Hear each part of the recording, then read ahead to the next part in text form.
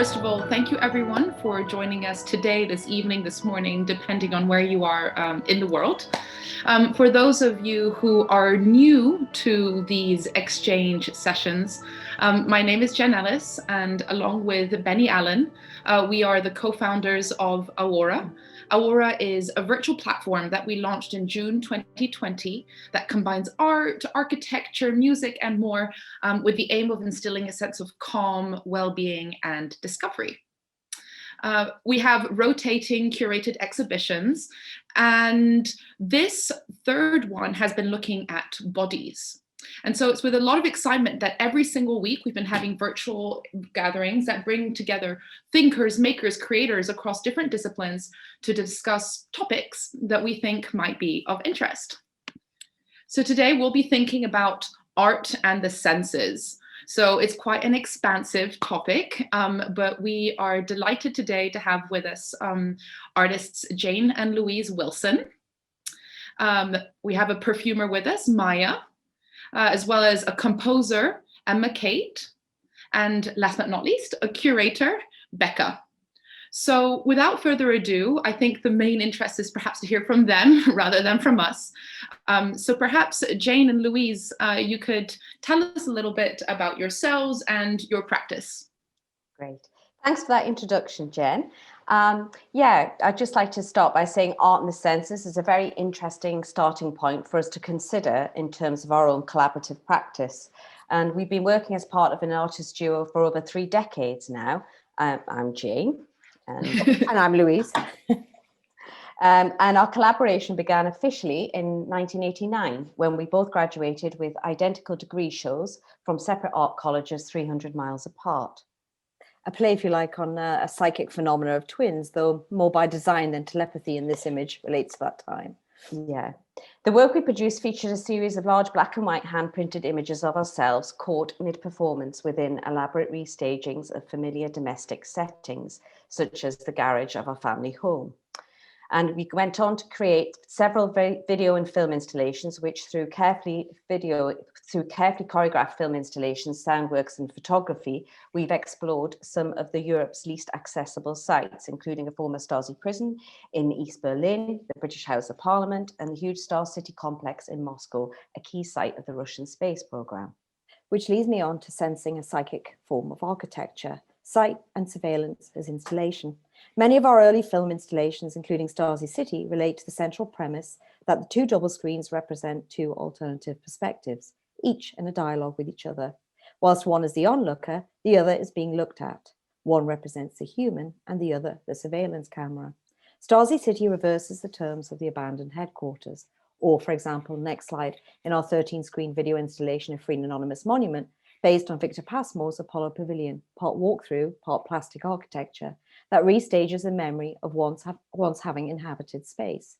Many of our works have often centered on abandoned buildings, imbued with the presence, ideology, and sense of the original occupants. If we go on to the next slide, and the next slide. Sensing the narrative within an archive. The film installation Unfolding the Aryan Papers looks at Stanley Kubrick's unrealized film project, Aryan Papers, as found in the Kubrick archive. We collaborated with the actress Johanna Tersteeg, who Kubrick had cast in the lead role some 15 years earlier. Next slide, please. Describing the process of her costume fitting and her audition during the first stages of film production, she had started to sense and try on her character. Tersteeg in our film concludes it's the start of an image. Sensing an image suspended at the point of its production, waiting as if at any time we might restart the narration all over once again. Okay, next image, thank you. Sensing the corporeal, the toxic, and the invisible. In 2010, we made a series of photographic images inside Pripyat, the workers' town of Chernobyl. One of these photographs was taken inside the public swimming pool. The image was deliberately abstracted in an attempt to slow down the viewing process by creating a visual sense of the corporeal. Similarly, next slide, in our film, The Toxic Camera, which revisited the narrative of the Ukrainian filmmaker Vladimir Shevchenko and his 16mm camera, the same camera he'd used to document the immediate aftermath of the Chernobyl nuclear meltdown in 1986. Our film weaves together a narrative surrounding the story of his camera that became so irradiated it had to be subsequently buried outside Kiev. The film becomes a meditation upon sensing the invisible and the impact of the unseen radioactive particles that were released into the atmosphere, and as expressed in the film's voiceover and the question, is architecture the only machine capable of capturing radiation's sadistic rapture?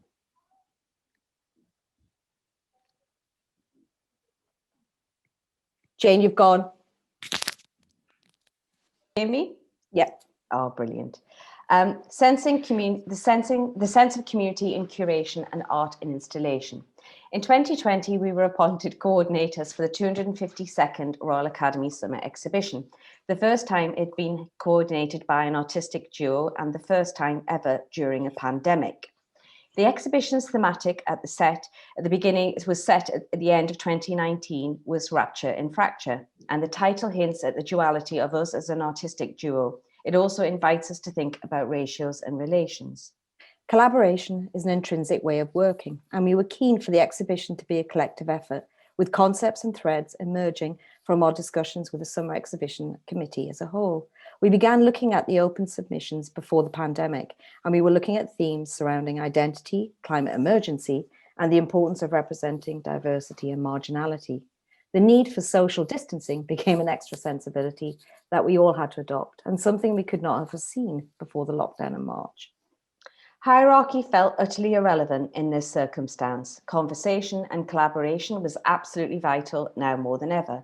Given the new reality of social distancing, we needed to act collectively and responsibly, and we needed to make sure everyone was safe in terms of social distancing, in the spacing and the placing of works. And we also had to be aware that visitors could flow easily through the rooms and not dwell too long in certain exhibition spaces.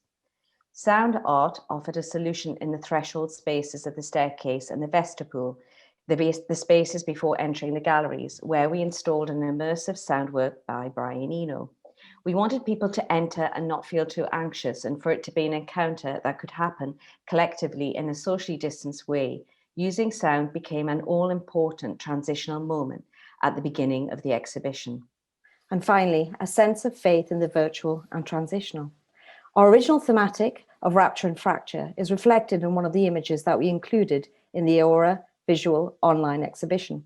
It's of a huge freestanding lava rock taken on the South Korean island of Kapado. The island is a carbon neutral island and home to the Haenyeo, the female freedivers who live and work there. Each small stone represents an act of faith placed there before every dive in a shamanic offering and as a kind of prayer for survival. The freedivers are all of a certain age, on average between 60 and 80. These women are remarkable, however, their communities and traditions are dying out. There was something we were very conscious of, that economies and ecologies are fragile, and they exist by sheer tenacity and resilience. And it looks a lot like the artist economy. What we found so exciting when we were invited to participate in AORA was the fusing together of contemporary art, music, and architecture. And it has the possibility to transform a curated content into something which could become much more enriching. Completed after our time in the two protected sites, Kapado Island in South Korea and the Ise Prefecture in Japan, we produced the photographic collages that hint at a sense of discovery alongside inaccessibility, a sense of reverie with demise. For us, the virtual platform provides an important potential for the inclusion of all others. Thank you. Thank you. Thank you both. That was incredibly beautiful, enriching, and touched on so many points that we want to come back to, whether it be in the process of creation, what role senses play, but also in that of curation, and then ideas of memory, experience, not only to mention also how it's evolved over the last year. And I think when you're mentioning, AORA and what the distinction with architecture and music, it leads us perfectly to start bringing it to something that we were very particularly sensitive to in the curatorial process, which was inviting different composers. So perhaps, Emma Kate, you could please introduce yourself and your practice, because you're also an architect. So you have both hats that you wear. Yeah, hi everyone. Really great to be part of this talk and part of the AORA space gallery at the moment. So yeah, I'm an architect and a composer and a researcher, and currently based in London. And my academic work and practice-based work is very much interconnected, as my research is investigating ways in which architecture and music, as constructed space and constructed sound, can interact and reciprocate. And one of the ways that I'm doing this is by composing site-specific pieces of music for performance in buildings and spaces with quite distinctive acoustic characteristics. So I've worked so far in the Barbican Centre, the Sagrada Familia, and also the South Bank Centre.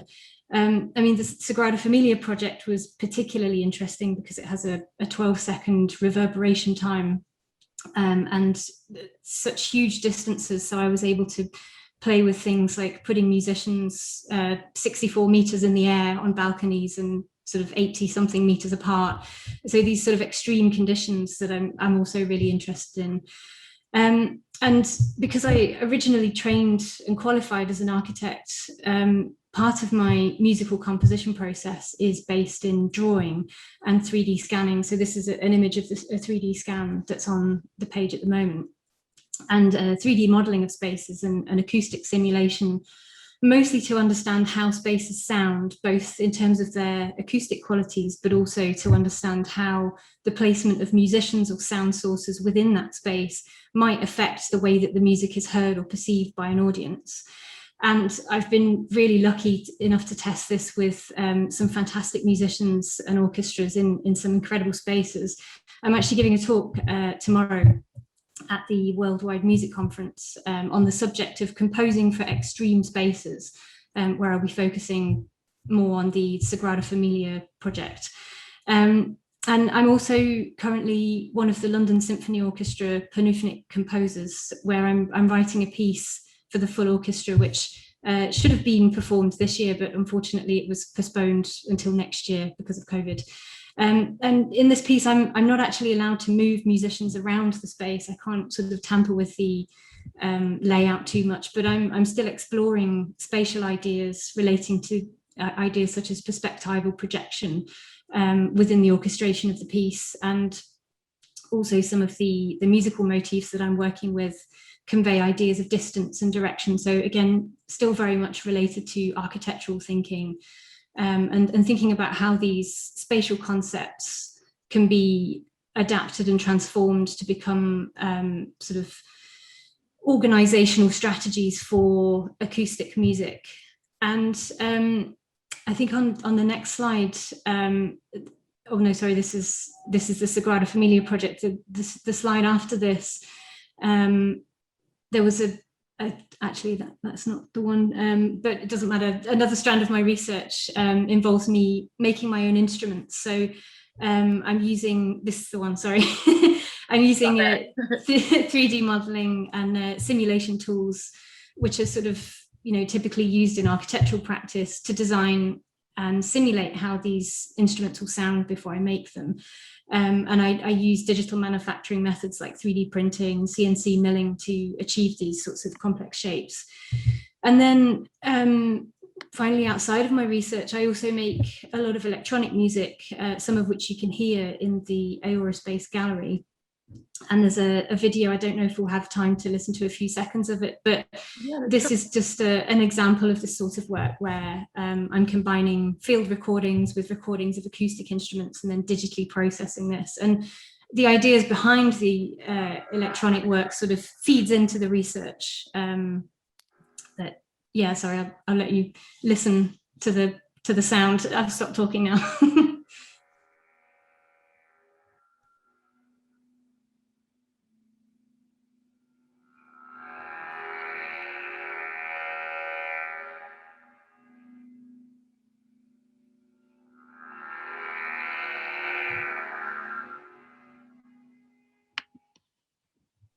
This is, I'm not sure how well you can hear it, but this is a project that I worked on with Musicity Global and for the Barbican Centre. And this project was using impulse response files from Arup engineers. So I was able to sort of simulate parts of the space digitally. And I think the clarinet sound that you hear, I recorded that in a studio and then sort of simulated how it would sound in the Barbican space using the data that I had from AORA. So that's a sort of another example of this sort of crossover work. Amazing. Thank you so much, Emma, Kate. That was really incredible. And also thinking about the way that acoustics work in different spaces. This is something that even like Benny and I were thinking a lot about when we were building the virtual space. It's like, how are people going to enter and experience the sound and those different sensibilities and those different contexts for not only hearing, but also seeing and encountering. It's really, really incredible. Which brings us to perhaps another sense, so to speak, and that is, the sense of smell. And perhaps Maya, you could introduce yourself. I mean, your work is very much at the intersection of culture, science, nature, and it's perhaps a slightly different approach than the ones we've been discussing so far. Maya? Yeah. Hi, thank you for having me, first of all. My name is Maya Njie, and I am an independent and self-taught perfumer based in London. So I guess I'll take you back to like my background in order to kind of tell my story. And really my kind of journey began at LCC, the old London College of Printing, where I enrolled onto the surface design degree as a mature student. That was in 2012, and I very much kind of fell into textile, like traditional textile printing, wallpaper and ceramics and bookbinding. But whilst I was there, I felt really inspired by my heritage, which is half Swedish and half Gambian. And my tutors very much wanted to see where that inspiration come from. And so I decided to show them my old photo album. And my photo album depicted a time when my family, my family spent in Sweden during the 60s and 70s. So it's a time before I was born. And it was a kind of a time that fascinated me. And I very much enjoyed looking at these photos for different reasons growing up. And so I decided to share them, and I decided to color pick the images because I felt that the color palettes were so different from how we would see colors in photographs today. And from doing that and kind of really placing everything out and looking at it, I felt that there was an element or a sense that was missing, and it was the sense of smell. So when I look at a picture, I kind of immediately want to know what that place or that person smells like. And that's what really kind of spurred me on to look into olfaction and ingredients and what you could kind of portray and communicate through sense. And I graduated from there and took on a non-creative job and kind of felt kind of frustrated in that, but kept on blending in my spare time. And it wasn't ever something that I wanted to set up as a brand, but word of mouth kind of, it spread through that. And I got friends starting to wear my fragrances. And in 2016, I set it up as a business and launched it as a brand. I guess for me, yeah, I very much am within the beauty industry, but to me, it's more than that. It's kind of like art and olfaction. That's really my passion, and the communication between photography and olfaction, and how scent can evoke memory and kind of that whole experience behind it. And that's really come to play this year, especially the last 12 months, when people have been isolated and people have been really shown a real interest in my business and what I do. And they've really related to the family photographs. Even though it's my personal story, it's very much kind of up for your own interpretation and for yourself to relate to. And people have kind of seen something in them and felt really emotional about it and reached out for the fragrances. And it's given them something. And I think that's really powerful to me. And that's kind of how it's almost gone full circle from how I started. And so yeah, that's me really. Amazing. Thank you so much, Maya. I hadn't completely realized or appreciated this relationship you have with photography. And then it was interesting that at the start, we start off with Jane and Louise, who are working, with a lot of photography, and also that element of memory that had been, brought up. And I have to say, I just absolutely love this extraction of the different palettes, the different tones. Wherever I go now, I tend to just take my camera. Photography is like a real passion of mine. Yeah. Take it along, and I look at a frame or something that I see, and it's so much about the composition, but also about the colors. And these images now, they're from Gambia, so the kind of the images that set up or were the inspiration for the fragrances that I have out at the moment, they're very much rooted in Sweden. Well, 4 out of 5. And then the last 2 are from my trip to Gambia last year. And it just kind of shows like a different story, but they're all intertwined. Yeah, and I love the use of the word story, because this is something that we're also thinking about. And how can you tell that story? Does it have to be something that you talk about? Or can it be something that you see? Can it be something that you hear? Can it be something that you smell? Can it be something that you taste? And that intertwining of storytelling is so important to us. Definitely. It's something that we really resonate with. Yeah. Amazing. Thank you, Maya. This actually leads in quite beautifully to Becca, because I know that you've been thinking a lot about sound, but also olfactory approaches when you've been curating exhibitions. Perhaps, Becca, you'd like to please introduce yourself. Sure. Thanks, ladies. Tough to follow you all. Oh my God. I'll do my best. So I'm now an independent curator, consultant, writer, and also Reiki practitioner. So it's a bit of a mishmash of things, and there's quite a sort of journey getting there, I guess. I actually started off by doing a fine art degree. I had the idea of being an artist initially, and kind of struggled away at that, whilst also kind of working in the arts world, kind of behind the scenes as a curator, project manager, arts development officer, or those kind of things. And I got to a point where I couldn't really do both things to the best of my ability, and I made a choice to do the working with artists rather than being one. And the moment I made that decision was kind of like this huge relief, which is maybe a bit of a strange thing to say, but that's how it felt to me. And I could choose. I felt very lucky that I could choose. I think a lot of artists don't feel that way, that I could choose to be, a person that works with artists and helps them to be the best of what they can be. And so since then, I haven't really looked back. So as I said, I'm now independent. For 7 years, I was director and head curator of a space in West London called Griffin Gallery, which was owned by an international art materials manufacturing company called Collart. Sorry, there's a helicopter going overhead. I don't know if you can hear that. Excitement.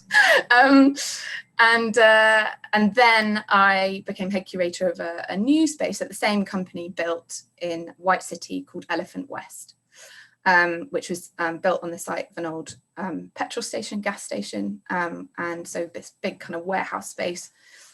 So in that picture there, that's Elephant West as it was. Sadly now, both of those places have now been closed by the company in question. But I learned an awful lot during those 8 years working with both those different spaces, working with a huge range of artists. Griffin Gallery was mainly about materiality, exploring materiality and process, partly because of the nature of the company that owned the space, but also it's an interest of mine. So thank you, Sophia. I used to work with Sophia. And she's a star, by the way. Then Elephant West was a kind of real expansion of what we'd done at Griffin Gallery, and was a real opportunity to explore a multi-sensory space. So yeah, as Jen said, I've long been interested in art being a multi-sensory experience. And as a curator, I'm kind of always trying to activate as many of the senses as possible and immerse the viewer, the audience, in what's going on, and engage them on more than one level. And this particular exhibition actually that we're looking at here was called Welcome Home, and was the final exhibition that I curated at Elephant West before going independent.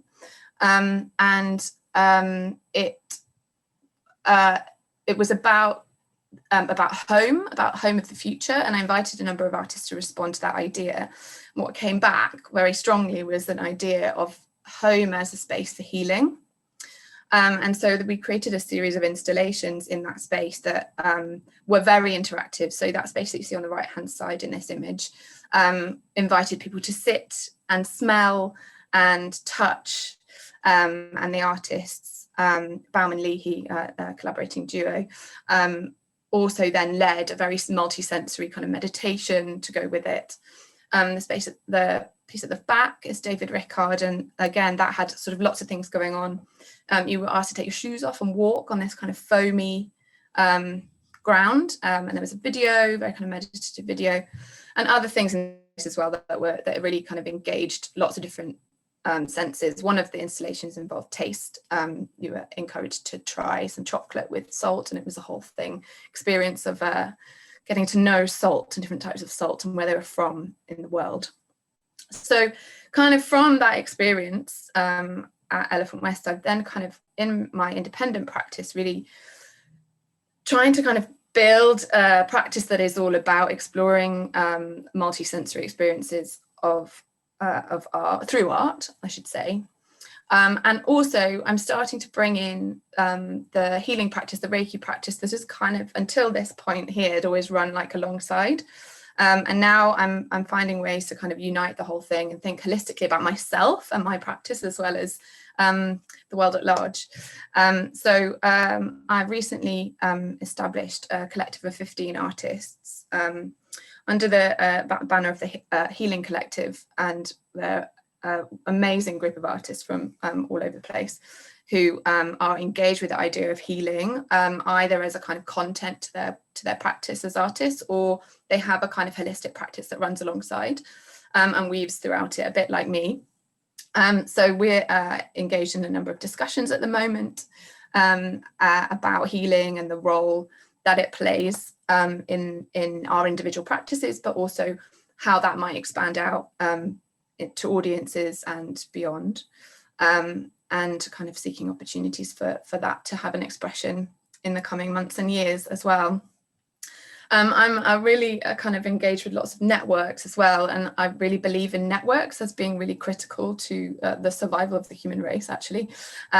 So in terms of kind of sensory stuff, I'm always kind of going beyond, like contemporary visual art is my center point and always will be, but I'm really, really keen to overlap that with all sorts of different perspectives and ideas and concepts.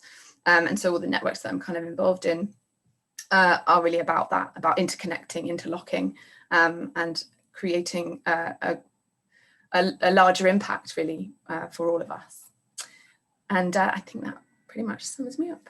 Amazing.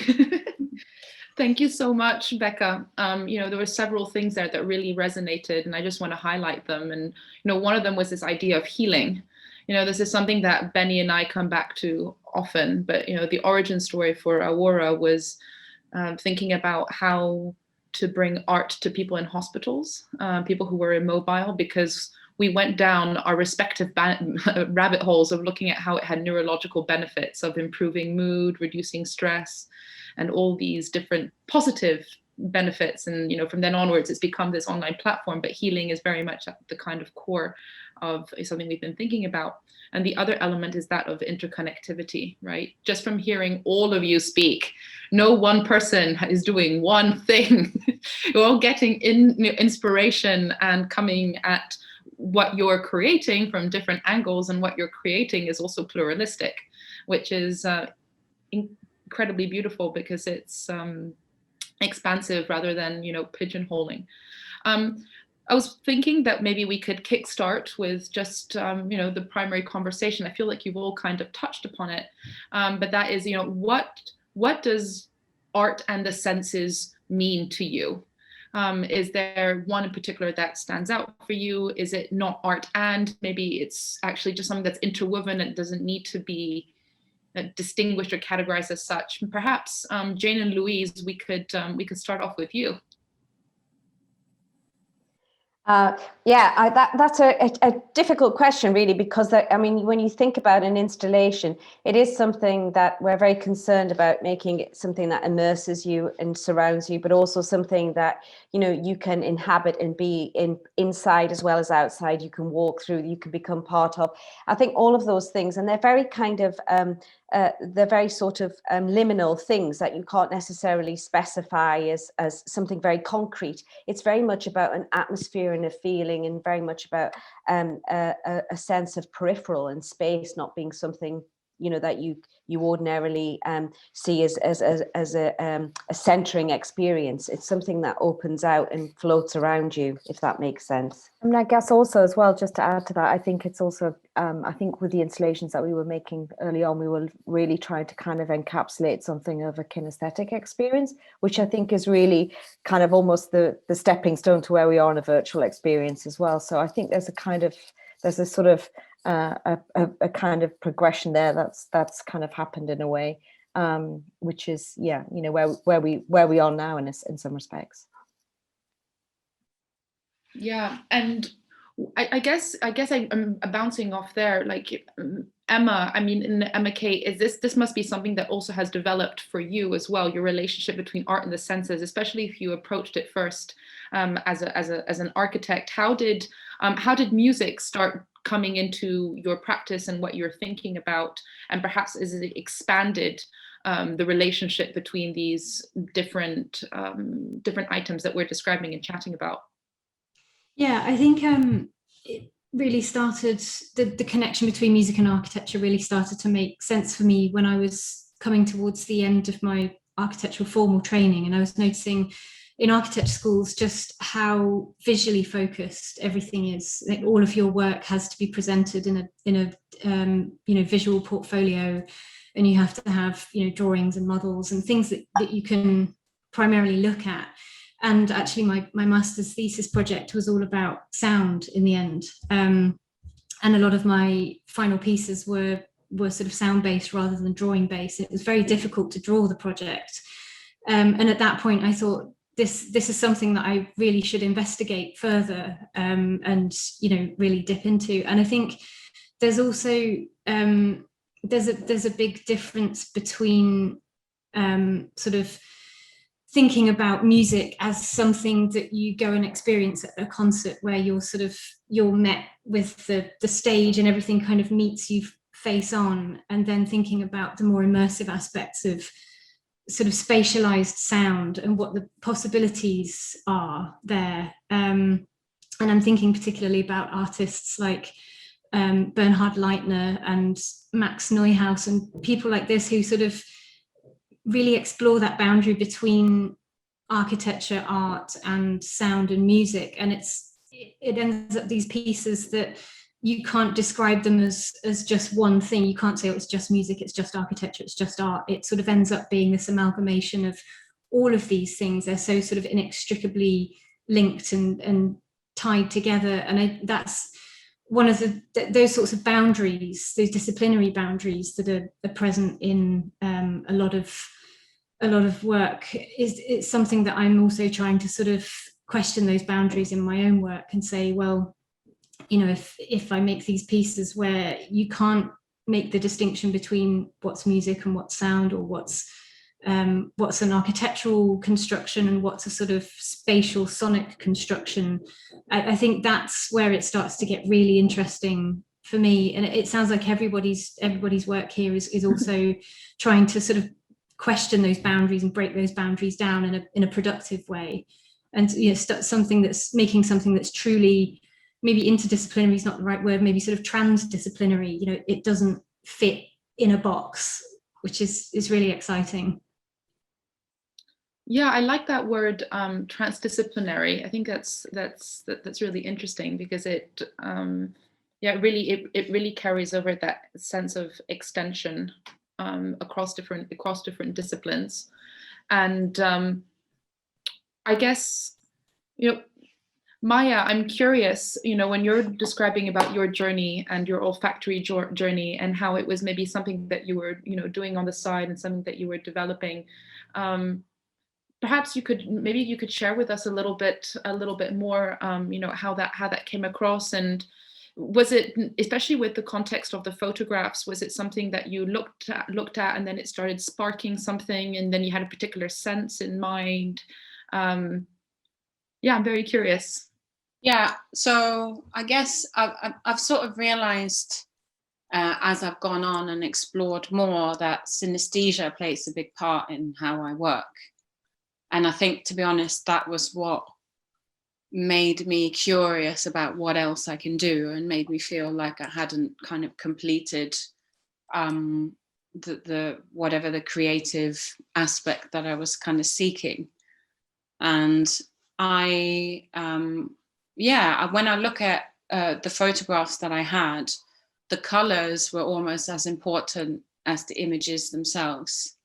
Mm. And I find that the colors that came from them kind of dictated a bit in which way the scent went. But from looking at the images, I knew kind of where it wanted to go. But if it was going down a path that didn't correlate with the colors themselves, then I kind of wouldn't have taken it there. So the two kind of go hand in hand, and go down. And that's the same way I work now. Like when I walk around and I find inspiration and I take a picture and I pick the colors, sometimes an image will present itself as a curiosity of what that scent could be like. It could inspire that in me. And sometimes it just doesn't. Like you kind of have to, it's almost like the two kind of have to match. But I guess like moving on from that initial introduction that I had to fragrance, as I started to develop my brand and blend more, I also felt like a connection to music and notes. And that's also part of the kind of synesthesia. It's not just about color for me. Like I look at perfume notes in musical notes and think about what they would be if they could be, an instrument. Or I don't play music. I don't read notes. So it's very like primitive for me in that sense, but they do definitely have a strong correlation. And I think when you talk about fragrance, sometimes the language can get a bit tricky, or if you try and portray a certain smell to somebody and they haven't experienced it before, or you want to like paint a picture, I think color comes into it, and musical notes are equally as important. I that note with music and notes, it's very beautiful, because you can think nearly of maybe different smells or different scents or different experience. They have different harmonies, right? Yeah. And that word harmony is something that I know, once again, Benni and I have been thinking a lot about. And like, for example, it's how do you express it, right? Yeah. And maybe it's not quite expressed through color. Maybe it's not quite expressed through. And I loved, Emma Kate, that you made that distinction between like sound and music, because this is a conversation we were having a lot, in-house as well. And it's just that distinction. But yeah, it's about how do you evoke that, right? And so maybe, when we're thinking about the senses, it's a lot about evoking. Yeah. And that you said harmony, also another term that we use a lot in perfumery is a chord. That's what we shape our fragrances with. It's our accords, and that's very much kind of put together in a similar way to how you put a musical accord together. I'm guessing. I don't really know, but like I would say it's the same. It's the same thing, and they're used in the same way. As a bigger, like a smaller piece in something greater. Emma Kate, do you agree with this idea of harmony? Yeah, I think it's sort of conceptually that idea works on lots of levels, because you've got obviously the coming together of the different elements of the smells within the perfume, as you're mentioning, and then the musical equivalent of that is the coming together of different tonal aspects to make something that sort of blends as a harmony. And you know, in my own work, that's where I get the acoustic performance of the space to sort of help out with that. So the more reflective a space is, the better it is at blending those sounds when they're so far away from each other. And then I think there's this sort of on a higher level, this idea of the different disciplines, or the different senses themselves blending and sort of harmonizing. So this, if we're talking about multisensory experiences, the sense of what you're seeing, what you're smelling, what you're hearing, what you're touching. I think it was in Becca's presentation, you were talking about sort of curating these exhibitions where you're allowed to touch things, you're allowed to taste things, you're allowed to smell things. And I think that's another sort of example of a harmony of things coming together. I think that harmony is a good word for it. I think it's a sort of, yeah, a doing word and a describing word in the same sentence. Yeah, no, I think it's interesting. I didn't have harmony in my notes, but now I see. But it's so interesting, Chris, you're mentioning up here the curatorial practice, because, you know, I mean, as a curator, that's something I'm thinking about, and I'm sure, like Becca, this is something that you're thinking about a lot. You know, when you're putting together exhibitions, and I know, you know, for myself, you're thinking about placement here, placement there, so it's spatial as well as sonorific. As well as if you're engaging other senses and olfactory and so on and so forth. Perhaps you could expand a little bit beyond, I guess, literally including artworks that explore the senses, what it means to you, and perhaps what this role of harmony plays in your curation. Yeah, sure. Yeah, I really love that idea of harmony. I also was quite interested in Maya talking about the limitations of written or verbal language, because I think in my experience as a curator specifically, and as an audience member, when you walk into a space of any kind, in this particular conversation, let's talk about a gallery space, if there is text on the wall, isn't that the first thing you go to?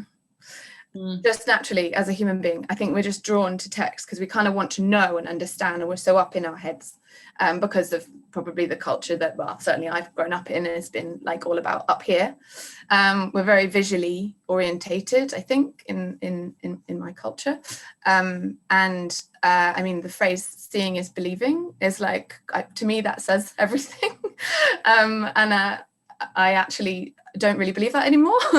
I think like a whole bodily embodied set of knowledge is like really actually how you believe things and how you understand things, better than just using one sense like your eyes. So because of that, because I know all of that about myself and the culture that I've grown up in, I'm quite conscious of trying to flip that, I think, and trying to create a space where there's very little text, because it then kind of, there's always text there. There's always information for people. I don't want to completely deprive people of that, because that is helpful and it is how we've kind of learned to understand things. So it's always there, but it's not so obvious. So it will kind of force us to use different senses and to understand things on a different level in a kind of bodily way, rather than a head way. And my feeling is that if you encounter something with another bit of your body first, it triggers a different sort of knowing, a different sort of understanding, which can then be backed up with the academic stuff if you need that as well. But I'm really keen to kind of encourage us to all really get back in touch with our bodies and the stuff that we kind of intrinsically know, that's been passed down through generations, you know, through ancestral lines, and is connected to the earth, and is connected to the air that we breathe and the smells that we smell, and all those things. So yeah, I definitely, particularly these days, I'm thinking about all those things when I'm working with artists and thinking about what kind of projects we might do together. It's like, you know, how can we activate the body first, maybe, before we start thinking head thinking, body thinking first. I think that's sort of where I'm aiming for, and that connects to the Reiki practice that I have as well. I don't know if everybody who's on this at this event knows about Reiki, but it's a form of energy healing, sort of Japanese system of energy healing. And it's very much about the body and sensing the body through the hands if you're working with another person. And through breathing and meditation, if you're just doing it yourself. So that kind of way of being, I think, influences the way that I think about my work as well. Yeah. Yeah, no, I mean, that's really, really interesting. I think what you were saying about, having an overly intellectual, approach when it comes to engaging or appreciating something. I mean, like you, I remember, I'll go to like plaques and go and, read up on something, or even when you're going to sit down for a concert, read up on like what you're going to be listening to, rather than relying on, I guess, other brains. I guess a sense of like your gut is a really big other brain, or also relying on your heart. And something that, I think when Benny and I were thinking about AORA from the start, we were thinking, like the first time you look at a Rothko, you're not all of a sudden going, ooh, 1960s abstract expressionist artist, ooh, let's read up on, Clement Greenberg and what he had to say about it. You were rather leaning into it because of the depth, the color, the form. And so really using that as a point of departure for perhaps any type of art form, whether, or anything really, it's trying to lean into it rather than what's being dictated around it. I think that's a very, very interesting and very poignant point. I kind of wanted to circulate back, and I see there's a whole bunch of like comments coming in, and we'll definitely be having chances for questions. But maybe before we turn over to those, I'd like to, because, we were talking about over the course of the last year, I think that's something that's come back, or recently, there's all these words that have been springing up. And I think that now more than ever, we've been very sensitive to touch, what we can touch, what we can't touch, smells, what we see, what we get access to, what we don't get access to. And I'm, wondering, bringing it back to, the incredible work that you did, this last year with the Royal Academy, whether Jane and Louise, you could share with us maybe, how has maybe this notion of art in the senses, how has it shifted for you? I also know you do a lot of teaching work, right? So perhaps not even like having that has also changed for you as well in terms of sharing. So yeah, it'd be wonderful to hear how has it changed? How has it evolved, shifted, or anything you've become more attuned to?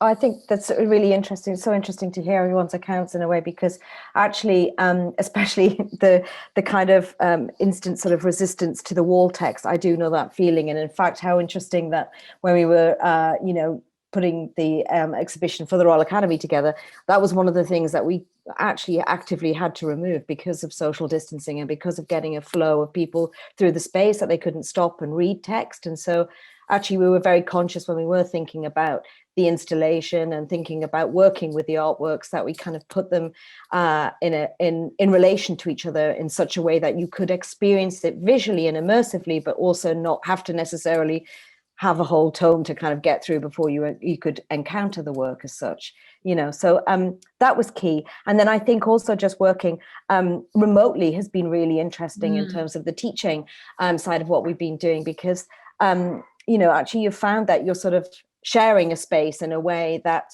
in a sense actually you haven't really lost any of the, I can't really say intimate connection, but actually in a way it's become its own connection in a sense. Actually, it's been very interesting and really quite of great quality in a sense, if I can say such a thing. I've really enjoyed all of the encounters that we've had, although they've been remote. They've become discursive in a different way actually, and I think that's been really, really interesting to experience. Yeah, I mean, it's interesting as well thinking about the premise for the show, because initially we had thought about including a lot of digital film works as well, and to have a lot more of that present in the exhibition. But we were very concerned, obviously, that in terms of viewing times and durations, and actually just people being in small, more dark and confined spaces, literally, that you couldn't allow that, in terms of social distancing and because of the COVID issues. So it became sort of, you want to kind of make sure that this is something you can have an encounter and be very immersed in an experience, but also be very safe as well. So it was sort of trying to kind of get the balance right, and also thinking about duration in terms of long form narrative couldn't work in terms of videos that we would select. It had to just be more like a GIF or more like a clip or something that would just run much more of a kind of and a much more of a shorter duration, literally. And so all of those things made you just reframe a little bit how you considered narrative and moving image as a form. But then obviously it then spilled over into also how you displayed physical artworks and how you actually showed sculpture and objects and things that actually would occupy space and physically take up a space. You know, it did become kind of a bit of a negotiation.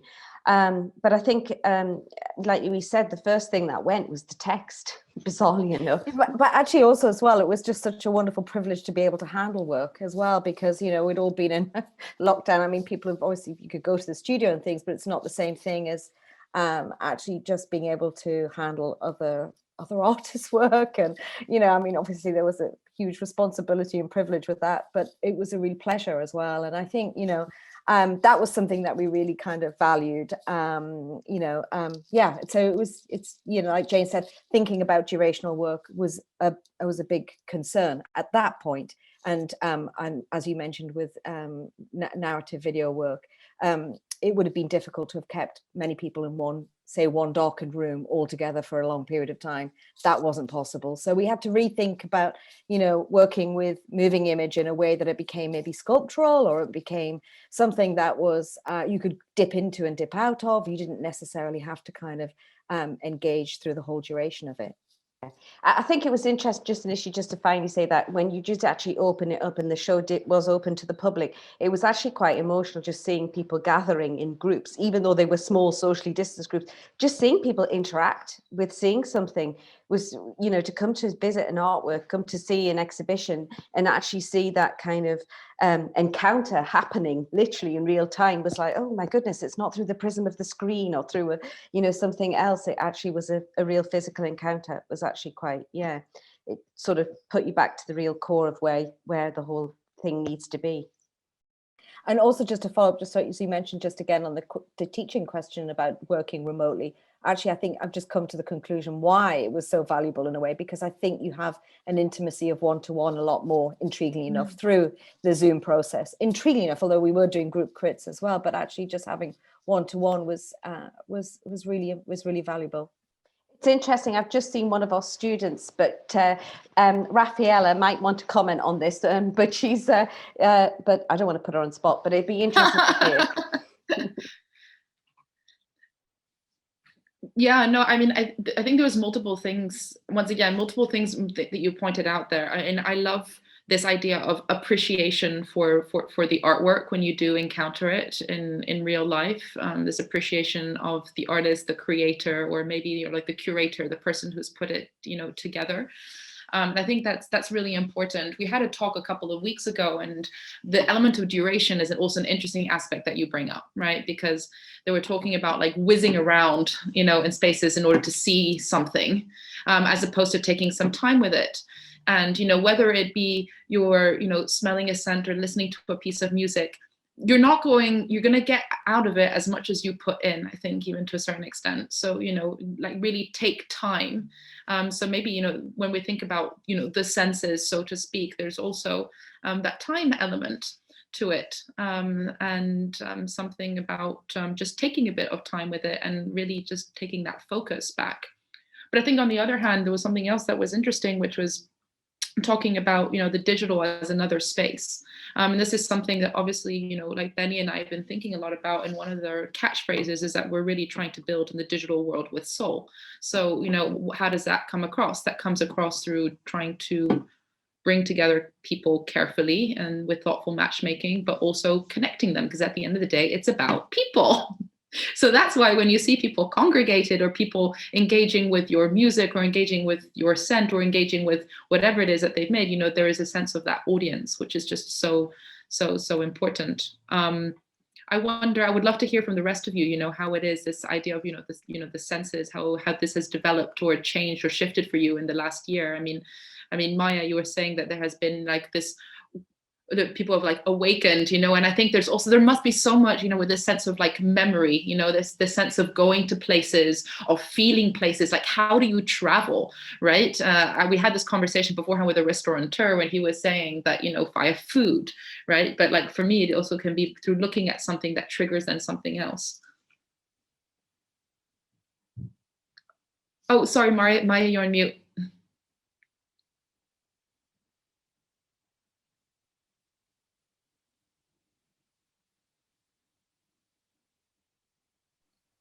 No, I can't hear you, Maya. Oh. would you like to maybe go out and come back in, possibly? That might help. So Emma, we're going to ping it over to you, Emma Kate. No, yeah, I think the idea of it being about people is interesting. I mean, one of the things that I started trying about this time last year, in a way to try to get people to connect again or experience sort of collective listening again. I started to do a radio show. And obviously with a radio show, you're sort of broadcasting at a specific time on a specific date. So it's not quite like a performance where, you know, people are physically going to a space to listen to something, but it's been quite interesting over the past year. I'm still doing it now, and sort of learning about the format of radio as another way of getting people to come together to listen, the sort of collective listening, but in their own spaces. So it's like a remote version of what I was doing before, in a way. And then obviously there's a question of intimacy there, I think, as well, because everybody usually listens to radio in their own home. So it suddenly becomes sort of, instead of it being in a public building, it's in a domestic space. And I think it really changes the way that you listen to things. And Jen, you were talking about giving time to things and sort of dedicating time.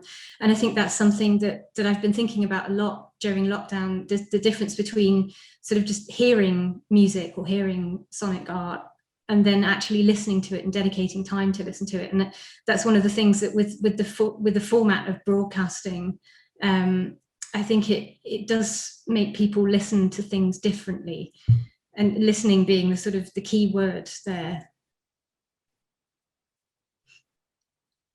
Yeah, no, I love that. That's that you know, the thing also about spaces, about where you experience it and that intimacy related to, you know, our personal spaces. I saw actually a comment come up, I guess Rafaela being your student, you know, she was talking about, you know, the intimacy of spaces and all of a sudden those different elements being blurred. But I just, maybe before passing on to the comments and the questions, Maya, if you're back with us, we'll try this again.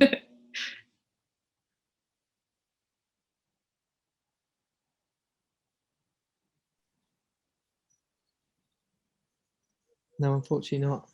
No. Okay. Well, Becca, over to you.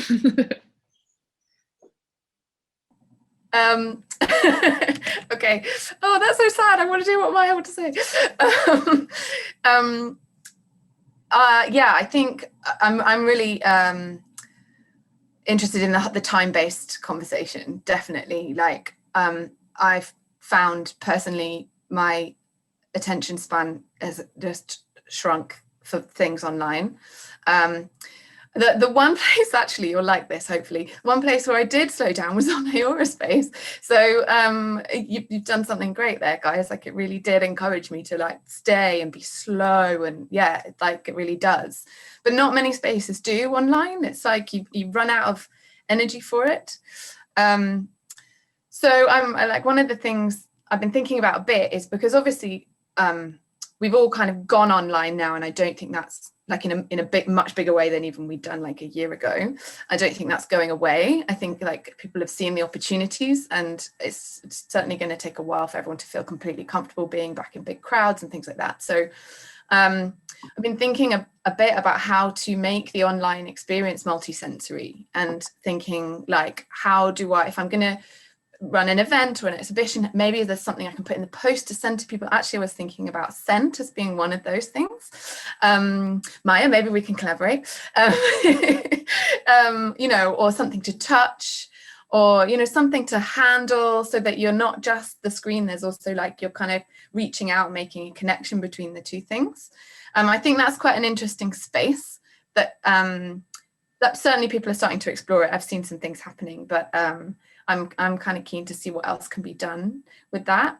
And maybe that's like a new innovation that could come out of this time when we've all been separated from each other. How do we create more multisensory connection through the digital stuff, which is really good. Like, it reaches so many people.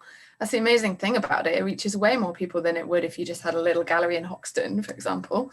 You know, you get your international audience who couldn't make it there.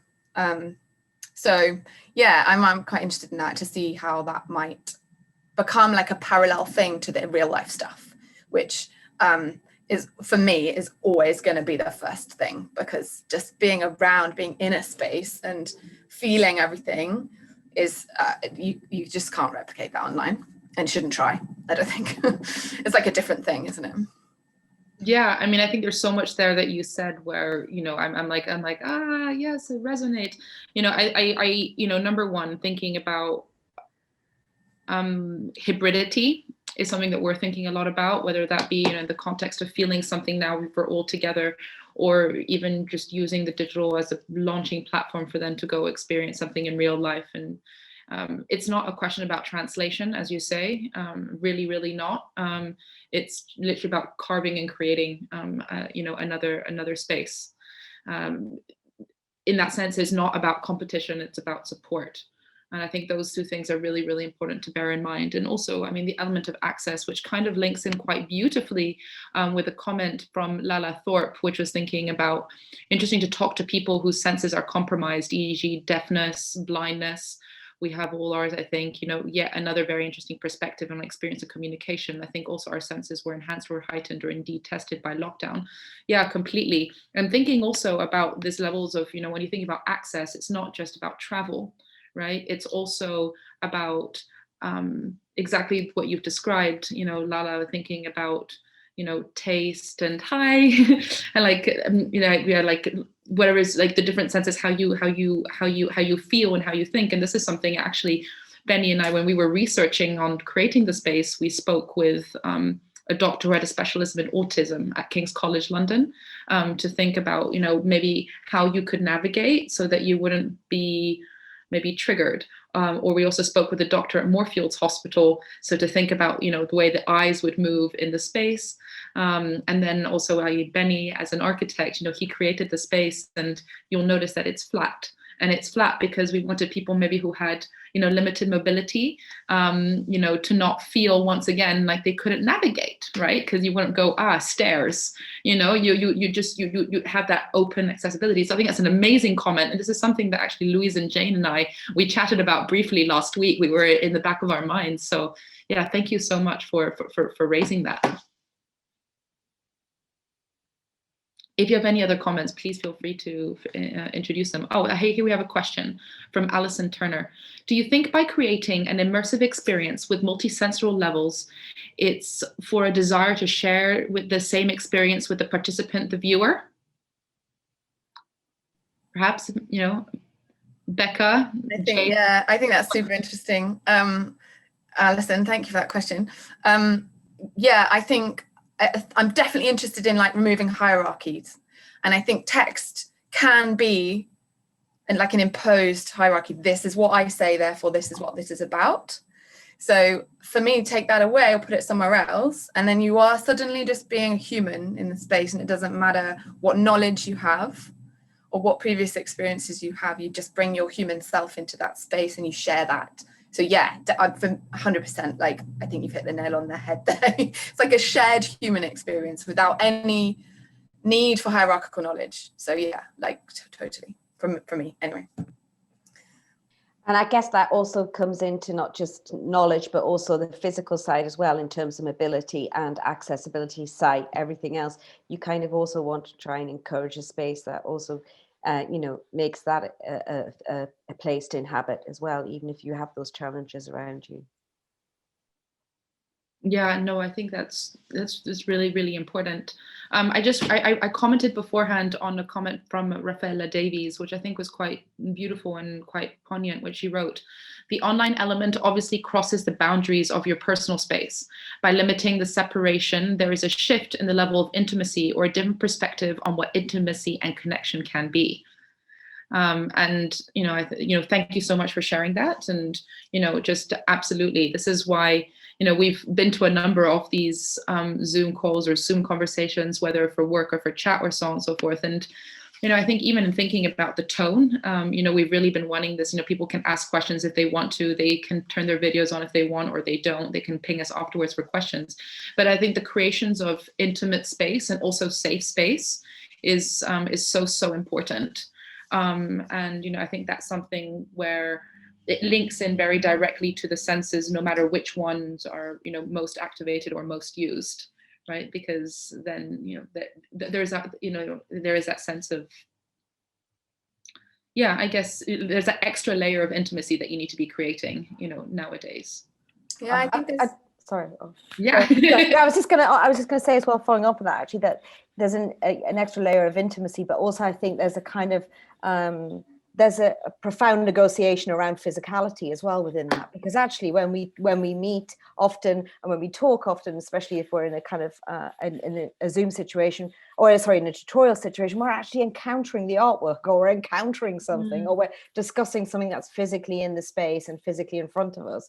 And I think you kind of miss that as well. So inevitably it does tend to get a little bit more cerebral somehow, the exchange, but maybe that's interesting as well in a parallel way, actually. Somehow that's been a kind of, I found that also of value, but definitely missing the physical encounter of, being in front of a work, of course.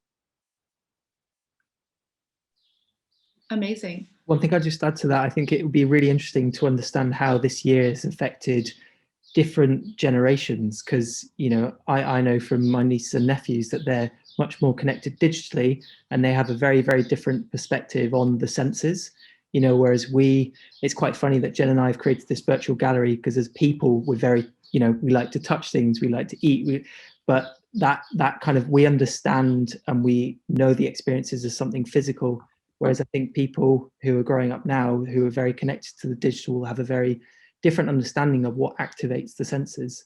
So I think that's interesting. Yeah, I was just going to say, I think that's what's so interesting about the experience of going through the AORA space, is because actually it is a walkthrough and it does lead you through in a way. And I think there's very much that act of, walking through and engaging through that movement that does create a kind of space for thinking as well as experiencing. So you are kind of enveloping both sort of senses, if you like. So I think that's what works really well. I mean, it's a long history to this as well. I mean, even some of those early, just to reference back to some of those early pieces of work that we made. I mean, that was before a computer was even, a general online search engine that you had. So you wouldn't have archived some of those images that we shot, what we did in the East Berlin at the time, because there wasn't an archive out there that you could just access through the digital platform. It didn't exist. So in a way, there was a kind of period where you actually went and sort of made an archive or a documentation of something that up until that point was sort of in limbo and hadn't been on record. But now, of course, you just type into your keys and you look up something that is a digital search engine. I mean, if something about that, it's a thing to negotiate and navigate, but it's something that you don't want to be complacent with, but it's also something that you also want to challenge as well.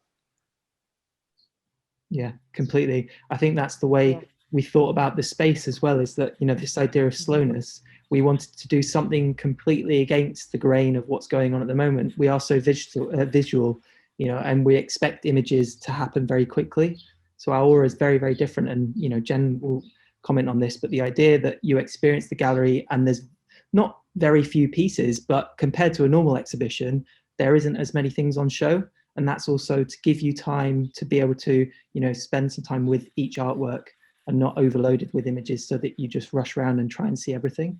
So that does play, to how we thought about our aura. And I think one of the things that I've taken away from this talk is this idea of how we do need to develop other ways of actually connecting through the digital, through other senses. And one of the ways that Maya and AORA was introduced is we want to talk about how we can create senses and products that can be connected to spaces, because I think that's something that we're really interested in. So AORA created their own scent, and that was quite an interesting process because we wanted to think about what represents us. It wasn't directly related to the gallery, but I think it's an interesting idea to create a scent that's supposed to smell like the AORA gallery. And that will actually create very, very different connections to different people, because we might smell something musky or woody, and that represents to me, certainly, maybe being young and playing in the forest, but to other people, it would smell like something completely different. So that's also a really big challenge about how you create things that activate people's senses in very different ways, sometimes positive, but also negative. I was just going to add that as well. I mean, something about scent. I mean, some of the scents and some of the places that we've documented, you know, they really do linger very much in your mind and in your memory, but also they're not things that you necessarily, you know, they're not nice smells. They're not scents that they kind of talk about decay and something very fetid and something very neglected. So there's something very, you know, also quite kind of, you know, more nuanced about it. It's a bit darker, it's a bit more disturbing. So I mean, there's other aspects of where memory and sense of sight and space come into play as well, which can also, like you said, it can have harmony, but it can also talk about discord and other things. But I also think it's very interesting that smell is physical, and actual fact that it has a physicality as well, in the same way that sound does as well. You know, it just sort of, you know, just thinking about that, the importance of that. It's really something that, as you say, it's nuanced, and it's something that is almost you take for granted in many respects, but it is, you know, incredibly a key part of how we experience. Completely. Amazing. I think that's a beautiful place to end, you know, a key part of, you know, how we experience. And I think that this is what we've been, you know, thinking about a lot, you know, over the course of this conversation. But, you know, just really, I mean, Benni and I, we just really want to thank you so much, everyone, for, you know, sharing your different approaches. It's been so interesting. And I'm going to take away, you know, that transdisciplinary, interdisciplinary, you know, train of thought. And I think, you know, maybe it's a question of, maybe the digital is able to, at its best, create a sense of awareness, so that when you go out into the everyday world, maybe you're a little bit more attuned, you know, from having these types of conversations. So it's not about learning, but maybe just heightening awareness, which is more of a bodily impulse rather than an overly cerebral processing of thought. So thank you everyone for joining us today. Thank you to our wonderful speakers. Please go off and follow and see, you know, what they do. It's been incredibly interesting, and we'll be hosting our last exchange conversation as part of the current exhibition next week. Can't believe it's already been 3 months. And it will be thinking about art and community, just to round things up. So actually with a photographer, Jabulani Dalmini. So we're just continuing on with the photography theme. Wonderful. Thank you so much, everyone. This will be recorded and available on our YouTube channel that went live a couple of weeks ago. So you can find it there afterwards, as well as other conversations. Thank you. Thanks all. Thanks, everyone.